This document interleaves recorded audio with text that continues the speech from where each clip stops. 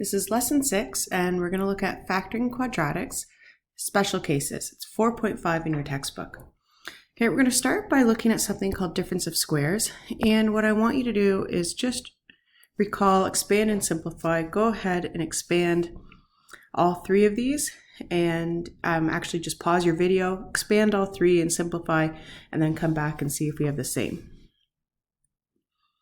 All right, so this first one, that's going to be x times x is x squared, x times 3 is 3x, negative 3 times x is negative 3x, and negative 3 times 3 is a negative 9. We can see our middle term is going to go to 0 because 3 minus 3 is 0x, so our final answer is just x squared minus 9. In my second equation, 2x times 2x is 4x squared, 2x times negative 5 is negative 10x, 5 times 2x is positive 10x, and 5 times negative 5 is a negative 25. Again, our middle term is going to go to 0x, so we have 4x squared minus 25. Okay, and our last expansion, 6y times 6y is 36y squared, 6y times 1 is plus 6y, negative 1 times 6y is a negative 6y, and then negative 1 times 1 is a negative 1. And then 6 minus 6 goes to 0y, so I'm left with 36y squared minus 1. And so when we look, it says, what do you notice about each of the answers from the above examples? So we can see that the b value always has a coefficient of 0.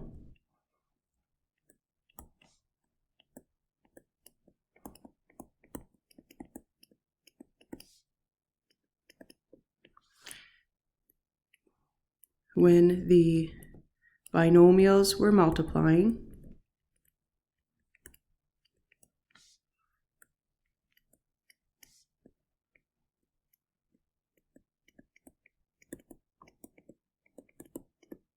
have the same factors but opposite signs.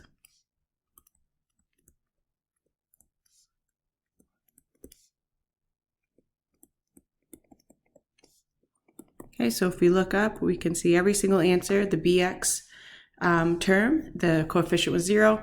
And when we look, the factors are x and 3 in both brackets, but one's negative, one's positive, and the same holds true right across.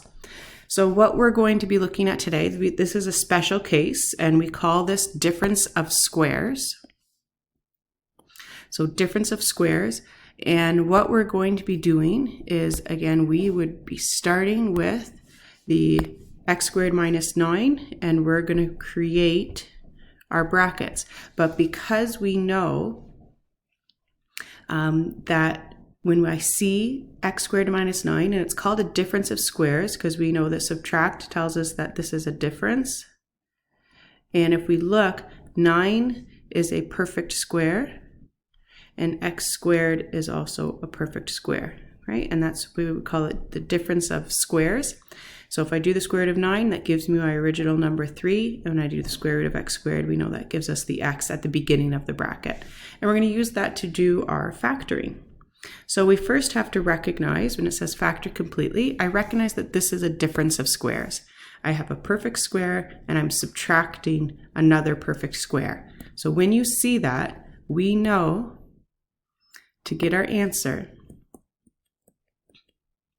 that for x squared is x times x. To get the factor, we do the square root of 16, which is 4. So we have the same terms, and then we just know one's positive, one's negative. And we're done.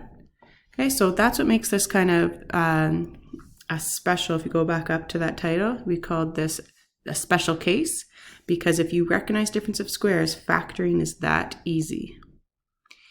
All right, so 4x squared minus 25. So again, we recognize that this is a perfect square. 4x squared, I can do the square root of it, and 25, I can do the square root of it, and we're subtracting. So 4x squared, that would be, the square root of it would be 2x, so there's my first term, and the square root of 25 is going to be 5, and then the first bracket positive, second bracket negative. Okay, let's look at the next one. So 9 is a perfect square, and so is m. So the square root of 9 is going to be 3, and the square root of m squared is going to be m. And the first two examples, I put the plus in the beginning. Really, it doesn't matter. You could switch as well. I could have the first bracket be subtract and the second one be addition. Okay, we have a difference of squares because I can do the square root of 1 and I can do the square root of 25p to the 4. So let's get our brackets. The square root of 1 is 1, and the square root of 25p to the 4 would be 5p to the 2. And we know one bracket is positive, one bracket is negative. Okay, let's try E. So for x to the 4, the square root of it is x squared. And the square root of 81 is going to be 9. So one is positive and one is negative. And then this question is interesting because you can see I have another difference of squares. So I'm going to have to factor what I highlighted in yellow. And I just want to point out, I'm going to highlight this in pink for now and then I'm going to erase it. This is not a difference of squares. It looks like it could be, but because it has that plus sign, the addition, it's not a difference of squares. All right, let's go ahead. So if you see that you can factor again, the binomial that we can't factor, you still have to write down because that is multiplied by whatever the answer is to what I put in yellow. And so we'll now factor x squared minus 9. So the square root of x squared is x. Square root of 9 is 3. 1 positive, 1 negative. And then I can't do anything else with that. That's our final answer. All right, 49m to the 4 minus y squared. So I can do the square root of both, and I have my subtraction symbol, so I know it's a difference of squares. Square root of 49m to the 4 would be 7m squared for both. The square root of y squared is going to be y, and then we're going to have 1 positive and 1 negative. Okay, and I can't go any further because I can't do the square root of 7 or y. And that's it. And so we have down at the bottom the rule: a polynomial in the form a squared minus b squared can be factored as a plus b in brackets times a minus b. And that's difference of squares. Okay, on the next page, we're going to take a look at perfect square trinomials. So this is another special case, and I'm going to have you again start by pausing the video and go ahead and just expand and simplify these three questions. So if you recall, when I have 3x minus 5 to the exponent 2, that 3x minus 5 is my base and it's applied to the exponent 2. So I have to rewrite it in expanded form. And then we'll go ahead and multiply. 3x times 3x would be 9x squared. 3x times negative 5 is negative 15x. Negative 5 times 3x is negative 15x again. And negative 5 times negative 5 is a positive 25. So we have 9x squared minus 30x plus 25.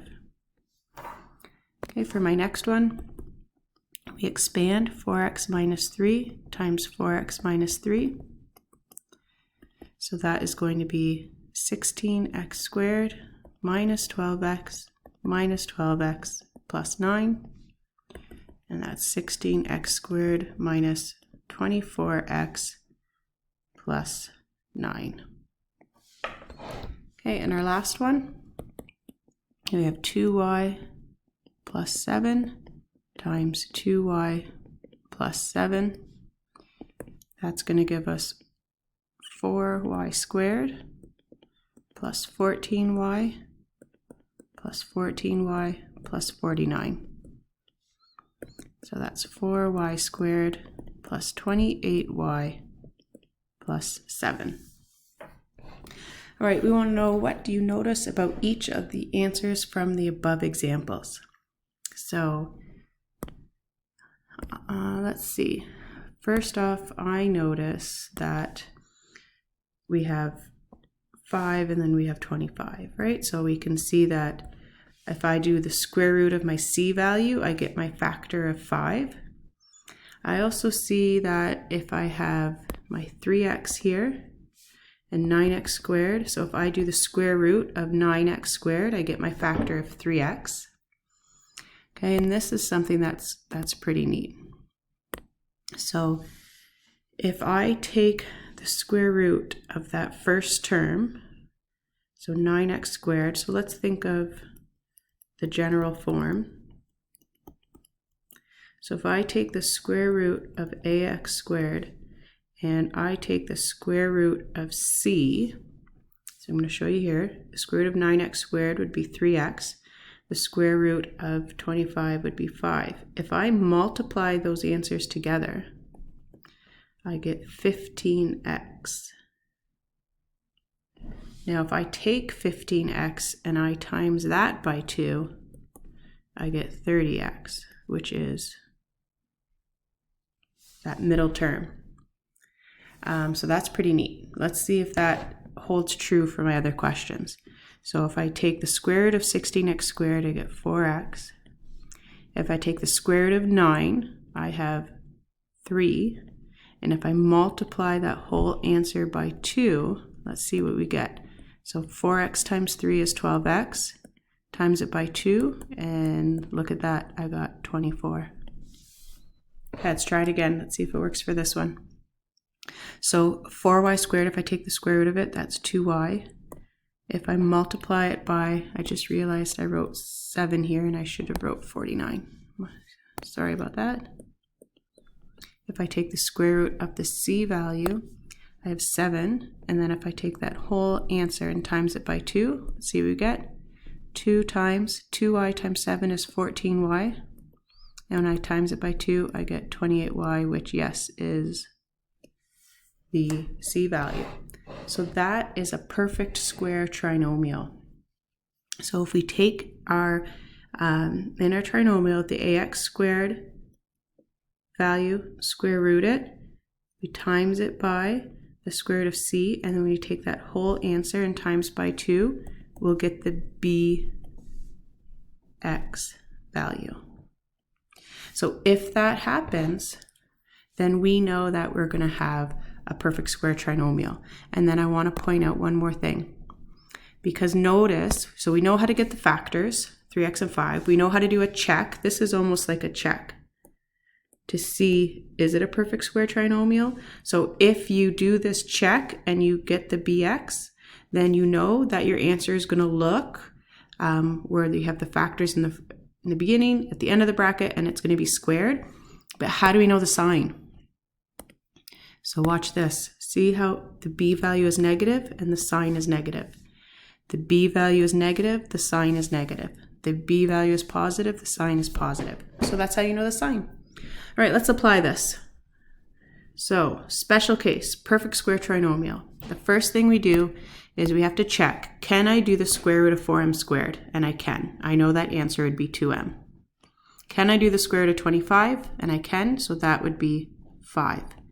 Then you take that answer and we're going to times it by 2.